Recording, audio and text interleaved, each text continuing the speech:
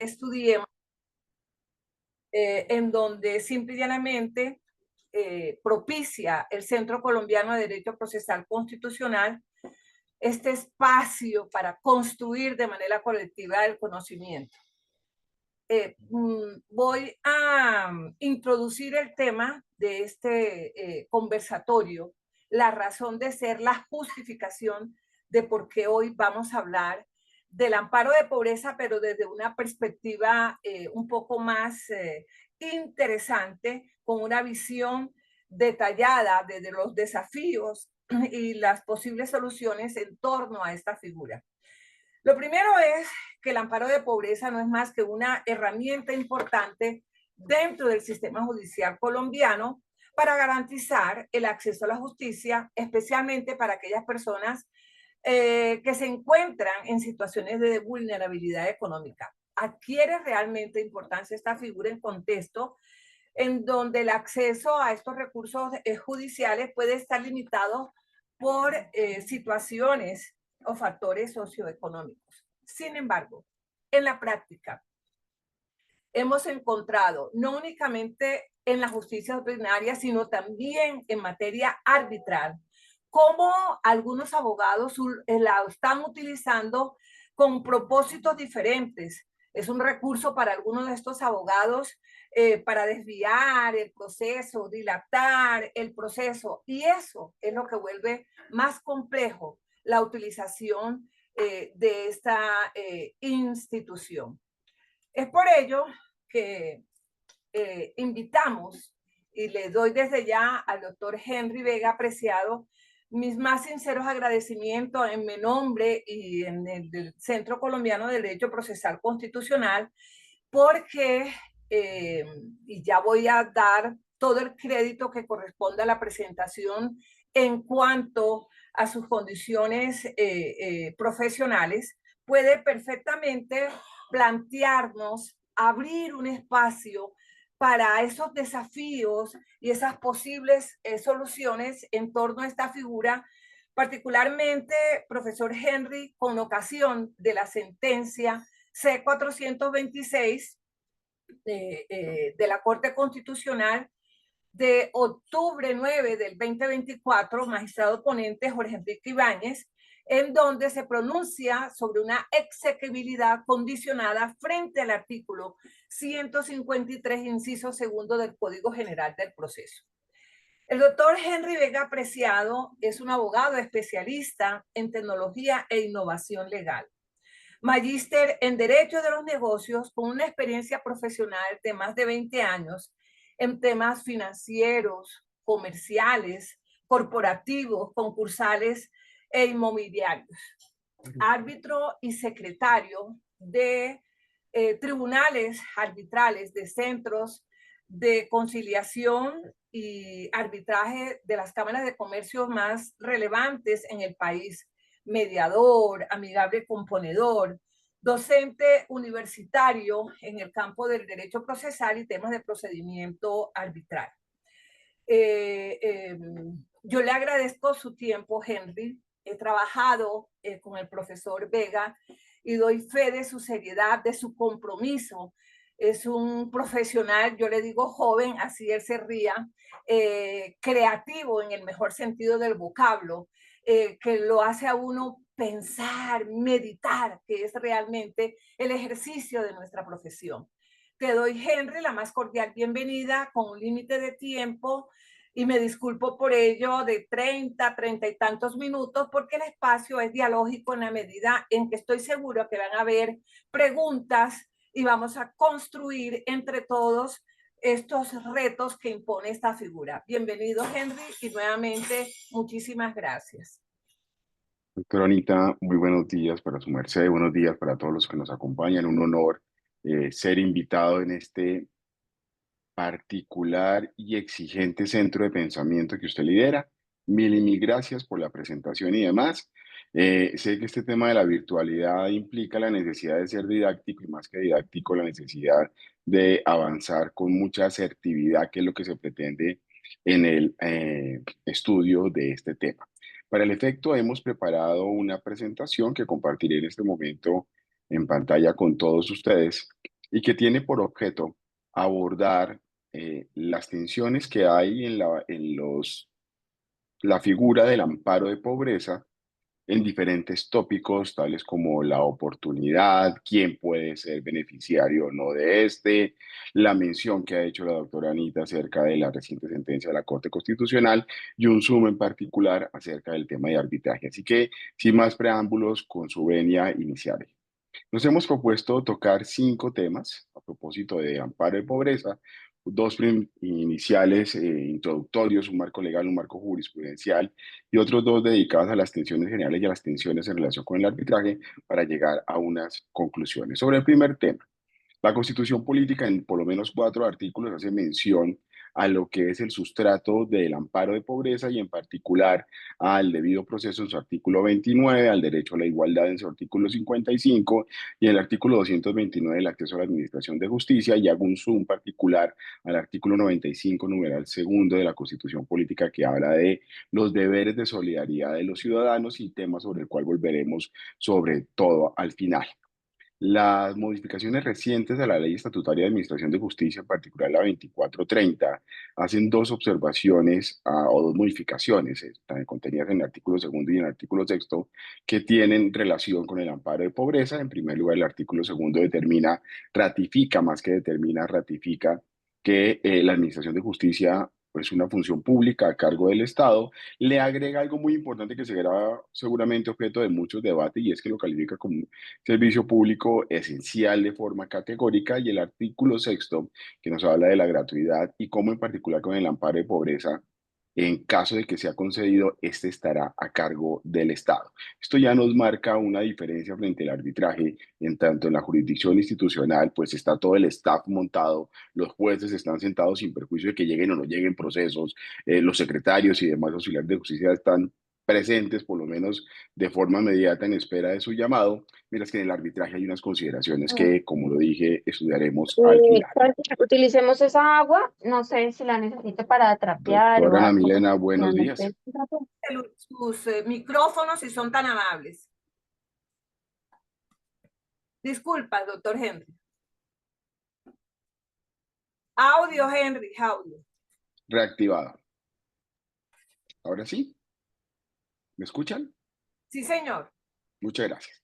El Código General del Proceso, en el artículo 151 y siguientes, establecen los lineamientos de la figura del amparo de pobreza, y aquí simplemente hay que indicar que hay que prender una velita, porque el amparo de pobreza no es una figura procesal reciente, no es un instituto procesal reciente, data de 1923, llevamos 101 años y aún seguimos discutiendo sobre él. Eso es lo bonito del derecho: entre la unión de 2 abogados hay por lo menos 5 opiniones, y en tal sentido se sigue creando el derecho. El artículo 151, que se aplica por integración normativa tanto en los asuntos laborales como en los asuntos contenciosos administrativos, parte de 3 parámetros. El primero, el artículo 151, en su redacción, pareciera, y permítame, recojo mi palabra, no pareciera, está redactado de forma que el destinatario del amparo de pobreza sean las personas naturales y no las personas jurídicas. En principio, lo que determina esto es la redacción misma, en tanto indica que se concederá el amparo de pobreza a la persona que no se haya en capacidad de atender los gastos del proceso sin menoscabo de lo necesario para su propia subsistencia y la de las personas a quienes por ley debe alimentos. Evidentemente, las personas jurídicas no le deben a nadie alimentos, y hay una primera discusión que ya veremos cómo lo resolvió la jurisprudencia. En segundo lugar, la mención que hacía la doctora Anita en relación de cuando se niegue este amparo de pobreza, la imposición de una sanción de un salario mínimo legal mensual vigente, y el pronunciamiento de la Corte Constitucional de exequibilidad condicionada solamente para imponer esta multa cuando esté probada la mala fe o la temeridad respecto de lo que fue su proposición, tema al que volveremos más adelante. Y en segundo lugar, o en tercer lugar, el alcance que tiene el amparo de pobreza, y aquí veremos también en el arbitraje una diferencia importante respecto de los tópicos a los que se extiende el amparo de pobreza. En el Código General del Proceso nos habla de que no estará obligado a prestar ni cauciones, ni a pagar expensas, ni honorarios de auxiliares de justicia u otros gastos de la actuación, y adicionalmente no será condenado en costas. Permítanme un spoiler de lo que veremos más adelante. Considero que la redacción que tiene esta norma en el artículo 13 de la ley arbitral eh, pareciera, a mi juicio o desjuicio, no se extiende a que no se impongan costas, tema que ya hablaremos más adelante. Dicho esto, El marco jurisprudencial está fijado en dos pronunciamientos generales, la sentencia T799 de 2011 y seis más auxiliares que se vuelven más hacia lo práctico, más hacia la aplicación particular de la figura. Permítanme ir sobre la primera, la T799 de 2011, entendiendo que el derecho fundamental de acceso a la administración de justicia, pues es eso, es un derecho fundamental que permite no solamente que las personas puedan acudir, sino que además de eso se preste un efectivo servicio que resuelva las controversias de las personas. Y la sentencia T616 del año 2016, que determina que en relación con la existencia del abogado de oficio, que es una de las distinciones a las cuales también alcanza el amparo de pobreza, es una protección adicional que obedece a la obligación social y estatal de solidaridad con las personas que se encuentran en situaciones de necesidad, como el caso de aquellos con dificultades económicas graves que puedan afectar su propia subsistencia y las de las personas a su cargo, obviamente una referencia al amparo de pobreza. Compartimos rápidamente algunas referencias especiales constitucionales relacionadas con el amparo de pobreza. Primero, la sentencia C-808 del año 2002, en la cual determina que dentro de la libertad de configuración del legislador, la posibilidad de exonerado de generar cargas a favor de uno u otro dependiendo de la situación particular hace parte de la amplitud potestativa del legislador y esto incluye obviamente la figura del amparo de pobreza. La sentencia 037 de 1996, que reconoce que las personas que tengan dificultades económicas, y ya veremos la discusión acerca de qué es una dificultad económica, son personas que son candidatas a solicitar ya que les sea reconocido el amparo de pobreza. La sentencia de 544 del 2015, que determina que los abogados que sean designados para ejercer la defensa judicial deberán actuar diligentemente con dos efectos en caso de que no suceda esto. Uno, la posibilidad de atacar esa providencia que resolvió el conflicto a través de tutela por violación del artículo 29 de la Constitución Política, y un tema que veremos más adelante y es eventualmente una responsabilidad del Estado por una mala praxis de la Administración de Justicia. La sentencia C-807 del año 2002, que determina que el amparo de pobreza, su concesión no vulnera el derecho a la igualdad, por el contrario, lo garantiza. La 114 del 2007, que determina que el amparo es una medida correctiva y equilibrante, pero de aplicación restringida, en tanto solamente es aplicable cuando exista una, abro comillas, situación económica extrema considerablemente difícil, y en particular la sentencia T-339 del año 2018, que con mayor profundidad de lo que habían hecho las otras, determinó dos tópicos o presupuestos fácticos esenciales de la figura del amparo de pobreza, un presupuesto personal y un presupuesto objetivo. Sí, y ustedes lo conocen mejor que yo, vamos a la redacción básica del artículo 151 del Código General del Proceso. Uno puede determinar que bastará la afirmación que se entiende prestada bajo juramento o que será bajo juramento para que se deba conceder el amparo de pobreza. Y aquí la pregunta, sin perjuicio de que lo estudiemos más adelante, es: ¿basta simplemente la afirmación? Todos sabemos la responsabilidad que tiene una persona cuando jura en falso, pero ese no es el coco de la figura. Aquí el tema es: ¿basta simplemente la afirmación o se requiere una motivación, una sustentación y eventualmente un acervo probatorio que dé cuenta de que esa persona sí está en una condición económica financiera difícil y que por eso la hace candidato a ser o a tener el derecho al amparo de pobreza? Pues bien, esta sentencia T-339 de 2018, como les decía, de manera desmenuzada, si me permiten el término, llega a estudiar estos tópicos. En primer lugar, determina que el amparo de pobreza es una actividad de tipo personal que debe solicitar la persona que está afectada por esta situación económica financiera difícil. Aquí se abre una discusión, y en eso ya se refirió la Corte Suprema de Justicia, paradójicamente Sala de Casación Laboral, acerca del tema, y es si la solicitud debe hacerla directamente la persona o lo puede hacer a través del apoderado que tenga facultad para eso. Llega a concluir, y permítanme aquí parafrasear la Corte Suprema de Justicia en su sala laboral, que esta no es una de las facultades implícitas que tienen los apoderados judiciales, razón por la cual, si se llegara a habilitar que lo hiciera la persona a través de su apoderado en el trámite del proceso, debería contar con una facultad específica.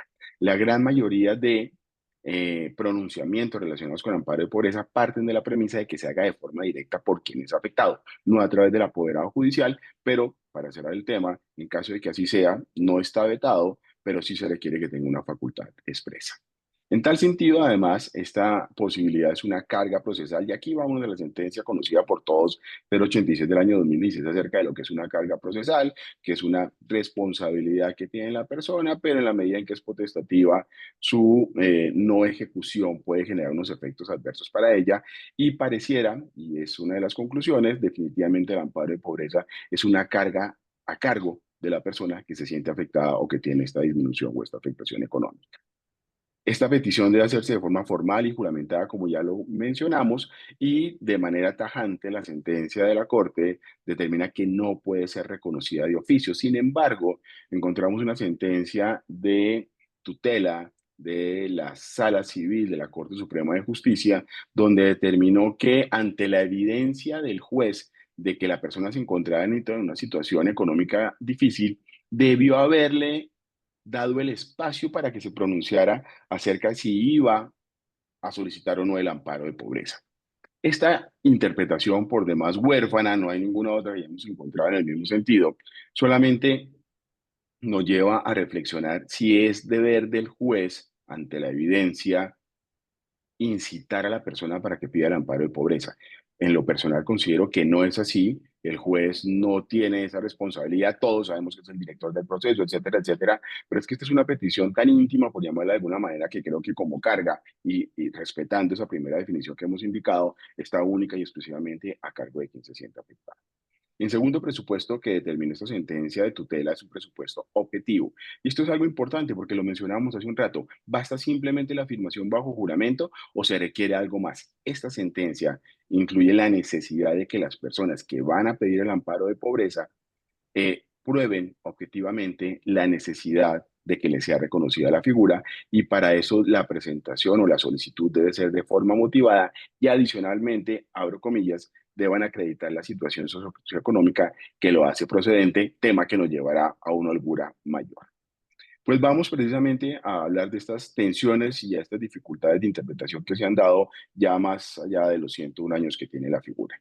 La primera tiene que ver con las personas jurídicas, y pues para nadie es un secreto que, sin perjuicio de que la redacción original de la figura está para personas naturales, lo cierto es que a través de la sentencia del Consejo de Estado del año 2007 se abandonó la posición que históricamente ha tenido esta alta corte para únicamente reconocerla para personas jurídicas y extenderla a las personas jurídicas, a las personas naturales, y extender a las personas jurídicas. ¿Cuáles fueron las consideraciones que tuvo en cuenta el Consejo de Estado? Primero, el reconocimiento del amparo de pobreza solamente se debe dar en situaciones críticas, y también abro comillas, que puedan afectar la existencia misma de la persona jurídica. Pero se requiere que en cada caso haya una ponderación y un estudio por parte del juez respectivo. Pareciera, y aquí en el tema de personas jurídicas obviamente no estamos frente a una dificultad de subsistencia, que el entendimiento de las altas cortes es que obviamente está abierta la puerta para que ellas puedan solicitar el amparo de pobreza, pero la dificultad económica no es cualquier dificultad, y ya vamos, a propósito de esta ponderación, a un tema casuístico. La Corte Suprema de Justicia, en auto del año 2003, determinó que para que fuera concedida a las personas jurídicas era necesaria que estuviera acreditada la existencia de una crítica situación financiera que dejara en vilo la supervivencia o precipitara la extinción de la persona jurídica de forma estruendosa desde el punto de vista económico. Todos estos calificativos exigentes por demás, los que nos da a entender es que una dificultad coyuntural económica para una persona jurídica no tiene el mérito suficiente para reconocerle a su favor el amparo de pobreza. Y finalmente, la sentencia que mencionábamos del año 2007, que simplemente se refiere a las situaciones críticas. Aquí va la primera reflexión, y es, todos sabemos que en situaciones de crisis las empresas pueden presentar dos dificultades, o de insolvencia o de liquidez, y que estas situaciones pueden llevar a procesos de reorganización empresarial de acuerdo con la Ley 1116 del año 2006. Bastará para que sea concedido el amparo que una persona se encuentre en una situación de haber sido admitido a un proceso de reorganización empresarial en el marco de la Ley 1116 del año 2006. En lo personal, considero que no. Porque recuerden ustedes que el artículo 71 de esta ley determina que a partir de la solicitud la persona queda con su caja liberada, por llamarla de alguna manera, y eso lo que implica es que no tiene responsabilidad de pago, por el contrario, tiene unas situaciones, unas consecuencias nocivas en caso de que lo haga respecto de las deudas anteriores, y solamente su responsabilidad será mantener al día los gastos de administración. Pues bien, esos gastos de administración no son más que las que se presentan en el día a día y en el fragor propio del desarrollo del objeto social. Si se llegara a presentar una dificultad económica como la que ya hemos mencionado, creo que no tendríamos el juzgador que diferenciar el estadio en el que se encuentra la solicitud del proceso de reorganización. En caso de que solamente se hubiera presentado, o que simplemente, perdón, me devuelvo un poco, en caso de que solamente estuviera estudiando la posibilidad y que la empresa definitivamente presentara problemas de solvencia o eventualmente de liquidez, creo que queda en el margen de interpretación del juzgador la concesión del amparo de pobreza. Por el contrario, a partir de cuando se ha hecho la presentación y bajo el efecto de la solicitud de reorganización y adicionalmente el deber del artículo 71 que hemos mencionado, no creo a priori que esa circunstancia dé lugar a que deba ser concedido el amparo de pobreza. Así que la insolvencia o la iliquidez per se no creo que generen la posibilidad de que sea concedido este amparo. Encontramos, y aquí quiero hacer un agradecimiento público al doctor Maximiliano Aramburu, quien me ayudó a conseguir esta jurisprudencia, un pronunciamiento de un tribunal arbitral donde él fungió como secretario y que finalmente es pública la parte que estoy compartiendo en la medida que fue objeto de acción de tutela y hubo pronunciamientos por parte del Tribunal Superior de Medellín e igualmente de la Corte Suprema de Justicia, Sala Civil, con ponencia de la doctora Hilda. Así que no estoy chiviando absolutamente a nadie, simplemente este es un dato que es público. Y es que en este particular caso, el demandante solicita el amparo de pobreza bajo la expectativa, o no la expectativa, bajo la consideración de que tiene dificultades económicas y en donde se avisora por una certificación emitida por su revisor fiscal que su activo está concentrado en la expectativa o la contingencia de que este proceso arbitral sea resuelto a su favor. Más allá de lo que corresponda a la situación de solvencia o no, yo quisiera aquí referirme a dos tópicos en particular. La primera, el mérito probatorio de la certificación del revisor fiscal y aquí también se refiere la decisión del tribunal a el deber que tiene el revisor fiscal como guardador de fe pública. Entonces, el primer punto es reconocerle efectos a la certificación del revisor fiscal. Pero no basta simplemente la existencia de la certificación, se requiere ir a escudriñar un poco más acerca de esa situación o esa dificultad financiera, es real y si es solventable o no. Y hay tres criterios que me permito citar directamente que trae a colación este tribunal. El primero, que no está en completo parálisis ni el patrimonio ni la liquidez de la sociedad convocante. Es decir, es una empresa que sigue de alguna manera en funcionamiento y desarrollando su objeto social, lo cual hace presumir que finalmente sí está de forma activa en el mercado. Eso presume la existencia de recursos que permitan precisamente ese funcionamiento.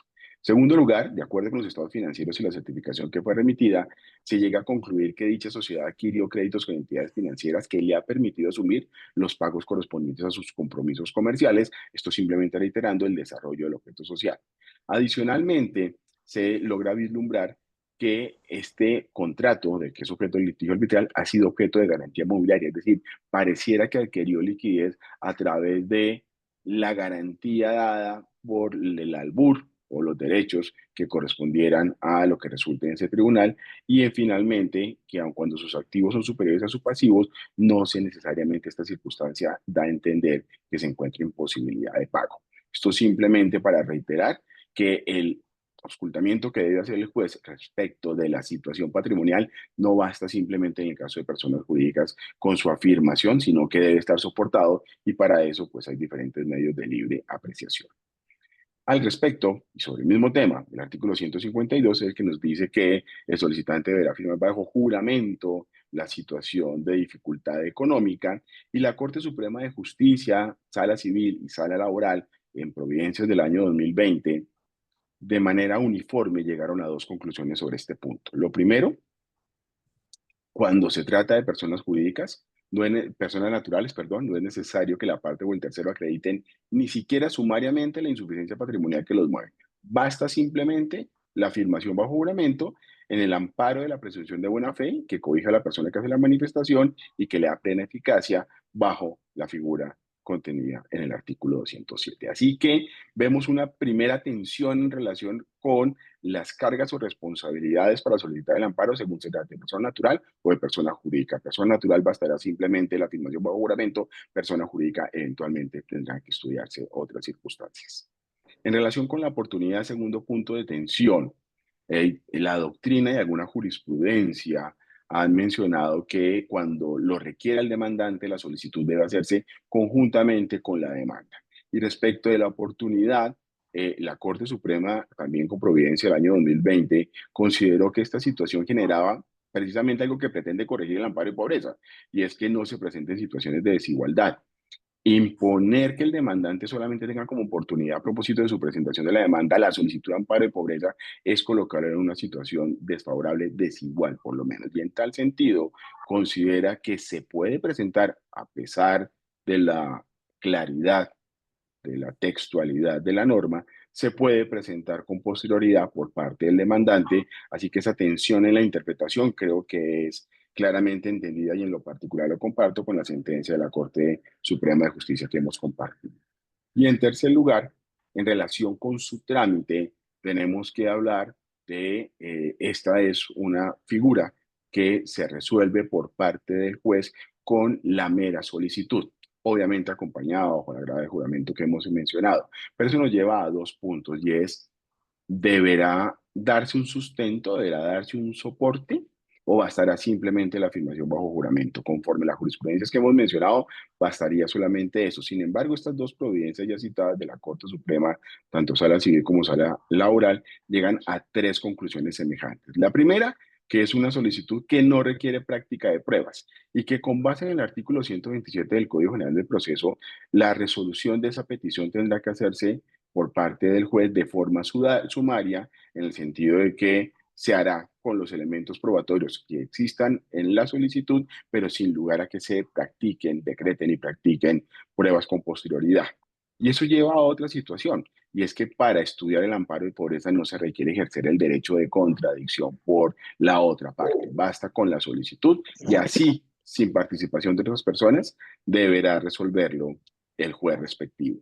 Situación diferente sucede cuando se pretende el levantamiento del amparo de pobreza o la cancelación del amparo de pobreza, porque allá sí habrá un debate probatorio y de hecho para solicitar su levantamiento por la contraparte, él deberá acreditar con pruebas por qué es que solicita esto. Dicho esto, el artículo 153, como lo mencionaba la doctora Anita al comienzo, determina una sanción para cuando no es reconocido el amparo de pobreza y en particular establece que se impondrá al solicitante una multa de un salario mensual legal vigente y como se mencionó previamente, esto fue objeto de una decisión de exequibilidad condicionada por parte de la Corte Constitucional, tema que veremos más adelante, particularmente en la sentencia C-426 del año 2024 que tienen ustedes en la presentación. Voy a abrir comillas, a leer lo que decidió la sala. Entiéndase, esto es un comunicado de prensa, todavía no se conoce la decisión, como ya es usual en la Corte Constitucional. La sala decidió declarar la exequibilidad condicionada de la norma, en el entendido de que la sanción allí prevista solo podrá imponerse cuando se compruebe que el solicitante obró de mala fe. Y para precisar el modo en que esto debe hacerse, se agregó el condicionamiento de la sanción, se le impondrá según lo dispuesto de acuerdo con el artículo 59 de la Ley 270, que es finalmente un procedimiento que tiene establecida la Ley Estatutaria de Administración de Justicia, donde debe haber el espacio para ejercer el derecho de contradicción en contra o a favor de la persona a quien se le va a imponer la sanción respectiva. Sobre esto, quiero traer a colación la sentencia 544 del año 94 que determina que es mala fe, porque pues sabemos y partimos de que hay una presunción de buena fe establecida en toda la legislación, no solamente en algunos códigos, sino digamos que es un principio de la actividad procesal y sustancial normativa. Así que la mala fe, que es la excepción, ¿cómo identificarla? Pues nos da alguna luz en la sentencia 544 cuando determina que es el conocimiento que una persona tiene de la falta de fundamento de su pretensión, de carácter delictuoso o cuasi delictuoso de su acto o de los vicios de su título. Al respecto y con las observaciones que ya hemos hecho, consideramos que la posibilidad de imponer esta sanción es bastante remota. Probar la mala fe bajo la premisa del mal chiste que hice hace un rato de que en reunión de dos abogados hay por lo menos 5 opiniones, amparado en que el juez tiene una opinión diferente en relación con lo que sustentó la parte que solicita el amparo de pobreza, creo que va a ser bastante difícil llegar a eso. En la investigación que hicimos encontramos una jurisprudencia de la Corte Suprema de Justicia, Sala de Casación Civil, donde no se dice explícitamente que existió una mala fe, pero sí llega a esa conclusión en mis términos bajo la siguiente situación. Hemos discutido si se requiere solamente el juramento o si debe ser motivado. Pues en esa situación, el juez que conoció el asunto, cuando solicitan solamente bajo la gravedad de juramento la figura, le solicita a la parte que le pida o que le acredite su dificultad económica. Y la forma en que lo acredita es con una certificación indicando, mire, yo soy responsable de mi padre sufre de Alzheimer y le anexa la historia clínica. Bastará así, pero además de eso, anexa los certificados de ingresos, contables y demás, soportes de pago que tiene una persona, es una persona empleada, y se determina que tiene un salario que es suficiente en consideración del juez. ¿Será que en este caso se podrá interpretar que es una situación de mala fe? Porque fíjense que el tener una responsabilidad con una persona a quien se debe alimentos no per se significa que eso lo ponga en una situación que afecte su subsistencia. De hecho, en este caso lo que se logró determinar es que la persona tenía suficientes ingresos para ayudar a su señor padre y seguir viendo de una manera congrua, que es uno de los elementos de la sentencia. ¿Podría allí, creo sí, establecerse que hubo mala fe y dar lugar a la imposición de la sanción? Pero cuando no sea tan derrompe este asunto probatorio respecto de la suficiencia de los recursos, creo que la exequibilidad condicionada pues va a quedar simplemente como una norma más, pero de difícil aplicación o por lo menos de consideración por parte del juez. Las tensiones no solamente se dan en el marco general del Código General del Proceso, sino que también se dan en la tensión en el arbitraje. Permítame simplemente a manera de eh, introducción, traer a colación la sentencia de la Corte Suprema de Justicia Sala Civil del 1 de julio del 2009 con ponencia del doctor William Amen, que determina que el arbitraje es un mecanismo solutorio singular, excepcional, temporal, alternativo de heteroposición de conflictos, y si me permiten, yo le adicionaría algo más, y es un mecanismo oneroso. Y es que para nadie es un secreto que una de las características de la figura del arbitraje, de la institución del arbitraje, es que las partes están encargadas de sufragar los honorarios y gastos del tribunal arbitral en la medida en que estos, que son particulares investidos transitoriamente de jurisdicción, pues su profesión no es ser árbitro, van a realizar una labor determinada, específicamente están administrando justicia y por el tiempo y el esfuerzo que están empleando merecen una remuneración. Pues bien, a pesar de esta definición de onerosidad, el artículo 13 del Estatuto Arbitral determina que el amparo de pobreza es aplicable al arbitraje, ¿verdad? Así que la primera gran conclusión, por supuesto que es oneroso, pero por supuesto que en circunstancias debidamente acreditadas como las que ya mencionamos, a propósito de los requisitos generales del amparo de pobreza, debería reconocerse al igual en los procesos arbitrales. La redacción particular del artículo 13 difiere o daría a entender que hay diferencias en su aplicación frente a la figura del artículo 151 del Código General del Proceso y en particular en relación con el tema de costas. Fíjense cómo es la redacción. El amparo de pobreza se considera total o parcialmente, y aquí hay una segunda diferencia. En el artículo 151 se dice que se considera de forma total. Acá queda el arbitrio del juez determinar si se va a hacer de manera total o de manera parcial.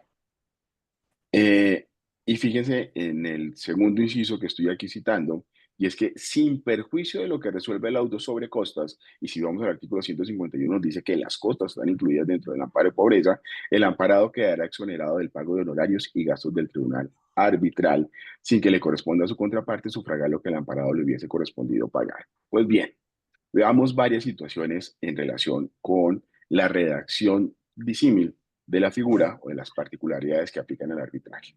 Mientras que en el Código General de Proceso es una figura que se aplica de manera total, no tiene medios, en la Ley 1563 de nuestro Estatuto Arbitral, se puede aplicar a discreción del juez de forma total o de forma parcial. ¿Cómo? Ejemplos. Traigo uno en particular Recuerden ustedes que nuestro Código General del Proceso establece que los dictámenes periciales deben ser de parte, así que la iniciativa probatoria y la carga probatoria está aquí en cabeza de quien pretenda que se declare y que se pruebe la existencia de un perjuicio. Sin embargo, nuestro estatuto arbitral existe todavía en los dictámenes periciales de oficio. Podría decirse que eventualmente esta situación de total o parcial podría tener alguna aplicación respecto de los dictámenes periciales de oficio que deberían teóricamente ser sufragados por las partes en la proporción que determina el tribunal. En segundo lugar, similitud. En relación con el defensor técnico, el Código General del Proceso establece la responsabilidad de todos los abogados de prestar esa función social, ese principio de solidaridad social del cual regresaremos más adelante, y que también aplica plenamente en la Ley 1573, solamente que aquí en la medida en que las listas son más restringidas, se designarán, y es de eso varía la redacción en cada centro de arbitraje, pues o de la lista de árbitros o de la lista de secretarios para que sean encargados de ser el defensor técnico de la persona que solicite el amparo por pobre. En el Código General del Proceso, el amparo por pobre lo exonera del pago de cauciones, expensas y costas. Y más allá de las cauciones y las expensas, ya Méndez ya ha dicho respecto de las costas, recuerden ustedes que aquí hay unos gastos adicionales en el arbitraje, ¿cuáles son? Uno, los honorarios del árbitro y del secretario, y en segundo lugar, unos gastos de administración que son a favor del centro de arbitraje. ¿Será que se puede entender que bajo la figura del amparo de pobreza estos gastos y honorarios están exentos para quien acredite y a quien le dé concedido el amparo de pobreza? La respuesta sin ninguna dubitación es positiva respecto de honorarios del árbitro y del secretario. Sin embargo, la redacción de la norma nos habla que estará exonerado de honorarios y gastos del tribunal arbitral, y definitivamente los gastos de administración parecieran no caber dentro de la concepción de gastos del tribunal arbitral. Si entendemos que el tribunal arbitral es un todo, obviamente los gastos de administración estarían incluidos. En lo particular, creo que no es así. Los gastos de administración son otro tipo de gastos que son de índole administrativo, pero dependiendo de que se tome una interpretación más cerrada o más amplia, podrían estar incluidos o no. Antecedentes sobre esto, alguna vez escuché, pero desgraciadamente no encontré esa jurisprudencia, una acción de tutela en la cual una persona, a propósito de estos gastos iniciales de administración del centro, de que debe cancelar quien presente la demanda, indicó que no tenía las condiciones para poderlos pagar. El centro, entiendo, negó la posibilidad de darle trámite a la solicitud de arbitraje y finalmente se terminó una acción de tutela donde se reconoció que el centro tenía el derecho a el pago de esos gastos de administración, por lo menos iniciales, no los posteriores. Es el único antecedente que conocemos. Creo que ahí está abierta la discusión. En lo particular, creo que son gastos diferentes a los que menciona la norma. Y respecto de las costas que ya mencionamos, que en el Código General del Proceso definitivamente sí está exonerado, acá la redacción parecería dar a entender que pudiera tomar decisiones diferentes en relación con costas el tribunal arbitral. Ahora, a propósito de las tensiones, ¿y qué sucede si una persona que no tiene la posibilidad real de sufragar estos costos, a inicio ya lo conoce y de forma previa a presentar la demanda arbitral? ¿Será que esa incapacidad de pago genera la invalidez de facto del pacto arbitral?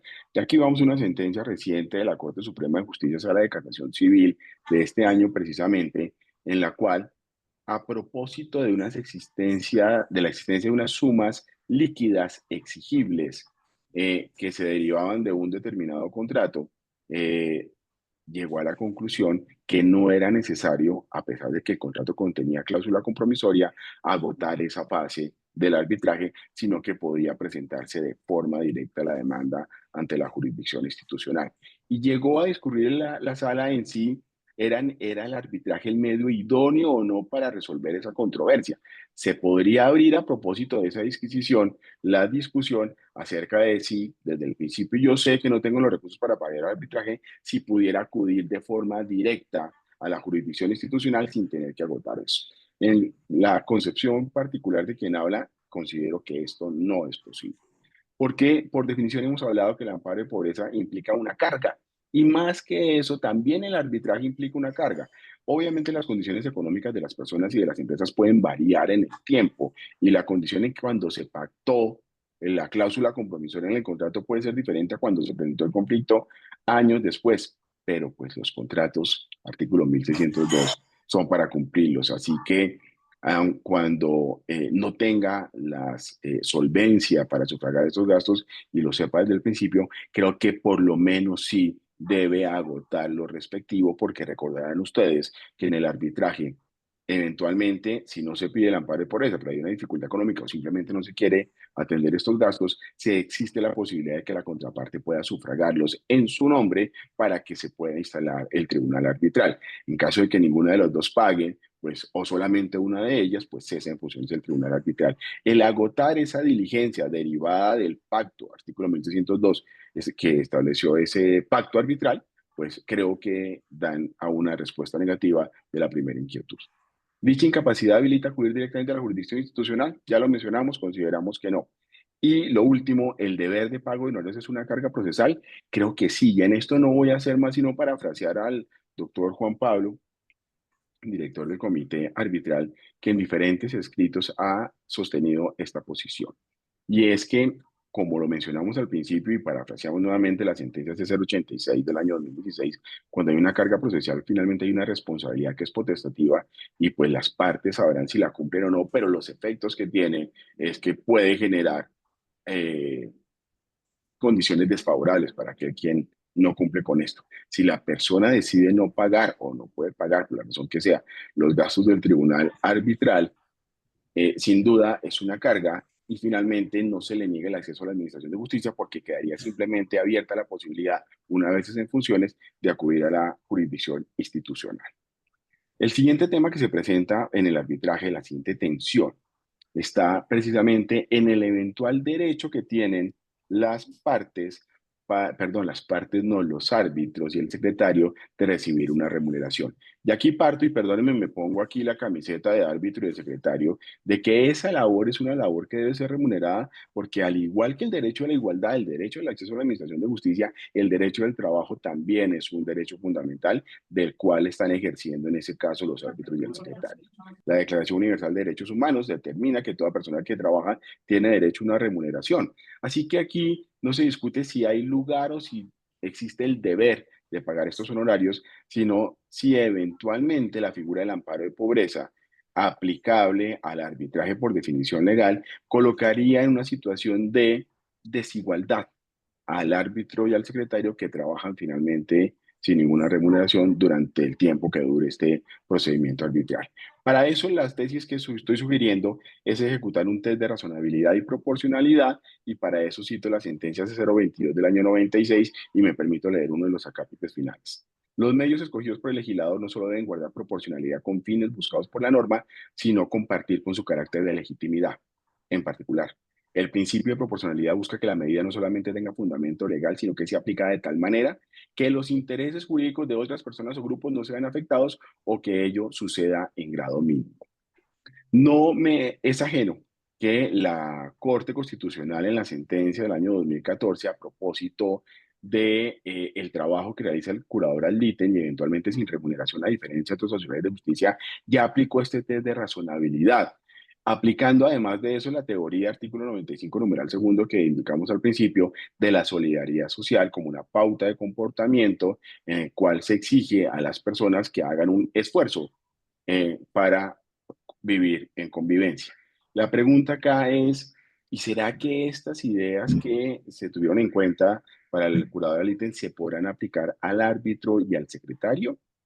El principio o el test de razonabilidad está amparado en los siguientes principios o los siguientes parámetros. Primero, prestar servicios jurídicos es una labor de dimensiones sociales, se dice a propósito del curador.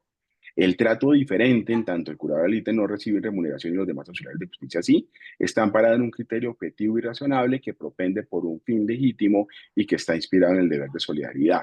Al rompe estas cuatro circunstancias, aplicarían también mutatis mutandi para el caso del árbitro y del secretario. Sin embargo, considero que hay diferencias que deben ser estudiadas. En primer lugar, los roles. Sin ninguna duda, el curador al ítem es un auxiliar de justicia, y en este caso el árbitro en particular es el director del proceso, y la responsabilidad obviamente es diferente de uno de otro. Pero más allá de esa responsabilidad en el rol, hay una responsabilidad diferenciada respecto de eventualmente demandas de responsabilidad civil. Recordemos que las falencias en la ejecución de las actividades de los curadores al ítem pueden ser demandables ante el contencioso administrativo a través del defectuoso funcionamiento de la justicia. En el caso de los árbitros, existiendo en este momento dos posiciones en tensión, se habla eventualmente de una responsabilidad personal, no del Estado, consecuencia de la habilitación que dieron las partes para que fueran sus árbitros. Así que seguramente esto daría para otro espacio de discusión. Creo que el esquema de responsabilidad es diferente cuando lo ejecuta un árbitro que cuando lo utiliza o cuando la falencia se deriva de la actividad del curador al límite. Así que si aplicáramos el test y en particular los tres elementos de la proporcionalidad que la sentencia ya citada trae, creo que uno de ellos al menos no se cumpliría para concluir con esto que la figura del arbitraje eventualmente sería incompatible con el amparo de pobreza. El primer punto es que hay un adecuado, que la figura resulta adecuada para el logro de un fin constitucionalmente válido. No tengo ninguna duda que la habilitación y la posibilidad del arbitraje cumple con este primer requisito.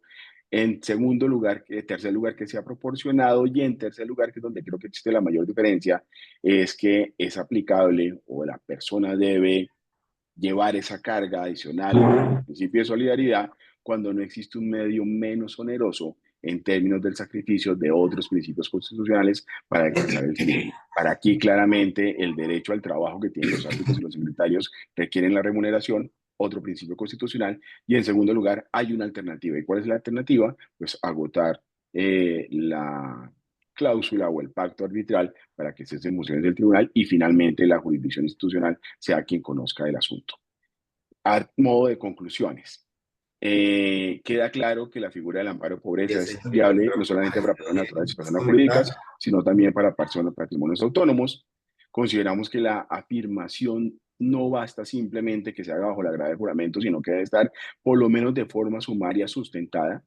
Definitivamente no es un espacio de debate procesal, por lo tanto, el juez deberá resolver simplemente con los elementos que le fueron aportados, artículo 127 del Código Penal del Proceso, sin dar lugar a la contradicción o al traslado a la otra parte para que se pronuncie sobre ellos. Estamos hablando de la solicitud, no del levantamiento del cual ya hicimos salvedad previamente. Consideramos que la figura como está concebida en este momento tiene una plena aplicación al arbitraje, pero que hay unas dificultades que deben ser superadas. En tanto hay un alcance diferente entre una y otra, se estaría generando una violación del derecho de igualdad para favorecer a la parte, pero en carga desproporcionada para árbitros y secretarios, y que esto se puede concluir a través de la aplicación del test de razonabilidad y proporcionalidad. Esto simplemente para llegar a la conclusión que en lo personal, a desjuicio o con juicio, creo que sin perjuicio de la aplicabilidad normativa del artículo 13 del Estatuto Arbitral, pareciera que la naturaleza del amparo de pobreza y la del arbitraje fueran incompatibles, y eso simplemente daría lugar a una eventual reforma, como ya antaño se trató hace un par de años, pero que no fue de recibo o de trámite por parte del Congreso de la República. A todos mil gracias por su paciencia y nuevamente a la doctora Anita por concederme este espacio. Pues gracias, doctor Henry. Realmente ha sido una explicación bastante detallada, en donde partiendo no únicamente del marco legal, sino también jurisprudencial, se han evidenciado las tensiones que se deben darse o suscitarse entre quien solicita la institución del amparo de pobreza, como también y las valoraciones que puede hacer el juez sobre el particular. Sé que el tiempo es un tanto limitado, pero no quiero, porque luego me hacen la observación de manera privada, dejar de ceder el micrófono para aquel que tenga que hacer una observación o pregunta, agradeciéndole que sea muy, pero muy preciso para que puedan tener la oportunidad de intervenir. Doctor Jairo García, buenos días. Doctora Ana, muy buenos días. Muchas gracias por la conferencia, muchas gracias al doctor Henry Vega por su claridad. Un par de temas. En primer lugar, pues creo yo que hay que aprovechar el ambiente de reformas que se están dando por estos días, por ejemplo, al Código Penal del Proceso, porque surge evidente que efectivamente esta figura necesita una mayor regulación. Por ejemplo, en el tema de que no haya el derecho a la contradicción, por ejemplo, en el tema de la mera afirmación, quizá con alguna clase de comprobación, pero muy mínima, me parece a mí que hay que ser mucho más exigentes para poder accesar a esta figura y evitar pues el abuso de la misma sin perder de vista el acceso a la justicia. Por ejemplo, no parece eh, lógico que una afirmación mentirosa en tal sentido tan solo dé lugar a una sanción de un salario mínimo legal mensual cuando tenemos el mismo Código Penal de proceso que por menos o por conductas menos relevantes tenemos sanciones hasta 10 salarios mínimos, por ejemplo, para el curador ad litem que no asista a una audiencia. Entonces, eso es desproporcionado. Me parece a mí que los jueces tienen que ser un poquito más rigurosos para cerrar la puerta a la figura, por ejemplo, haciendo las ilustraciones correspondientes, tal cual se hace con los testigos, para efectos de que se pueda demostrar con mayor facilidad una eventual mala fe y las posibles consecuencias, no solamente civiles, sino igualmente de carácter penal, quizá un fraude procesal, etcétera, pero eso se puede de alguna manera aminorar o mitigar si el juez hace una buena labor y previene a la persona del solicitante del amparo de que tiene unas consecuencias de carácter penal si llega a faltar a la verdad.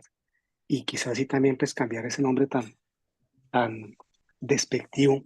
Hay otros nombres mejores que el amparo por pobre para efectos de que la figura pues tenga el alcance que el legislador quiere.